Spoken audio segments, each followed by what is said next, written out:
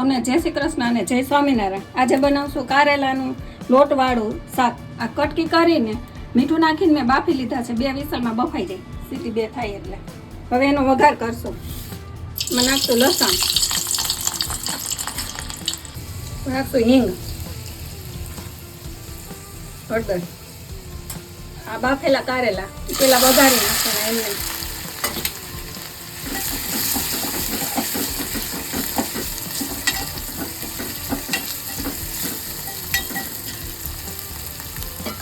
થોડીક વાર આમાં તેલમાં એમને સતરાઈ જાય પછી એનો મસાલો કરીએ.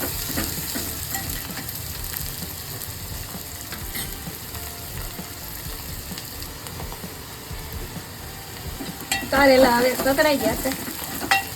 હવે એમાં મસાલો કરીએ.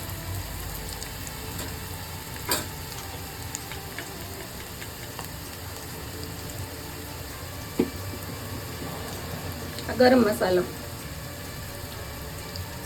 લાલ મરચું પાવડર,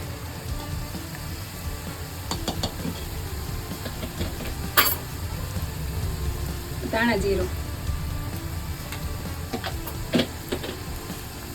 આમાં નિમક આપણે બાફવામાં થોડુંક નાખ્યું હતું એટલે થોડુંક ઓછું નાખશું.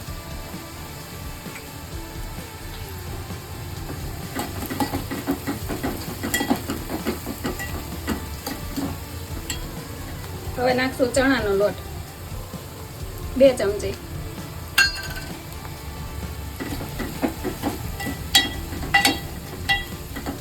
લોટ થોડીક વાર આપણે આમાં શેકાવા દેવું. નાખશું લીંબુનો રસ.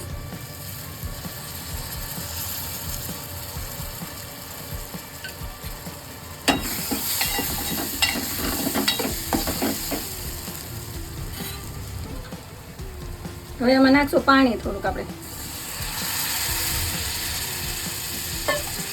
પાણી નાખીને પછી ખાંડ નાખવાની.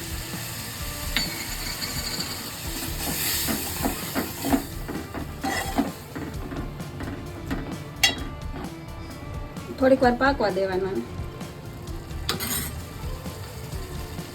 ચાલો, શાક હવે સરસ રેડી થઈ ગયું છે. તેલ ઉપર આવી ગયું છે. અને જો ગેસ કરી દે બંધ. જો આવું થઈ જાય સરસ સરસ મસાલાવાળું અને રસાવાળું શાક બહુ સરસ લાગે. નાખી દઈ ધાણા ભાજી.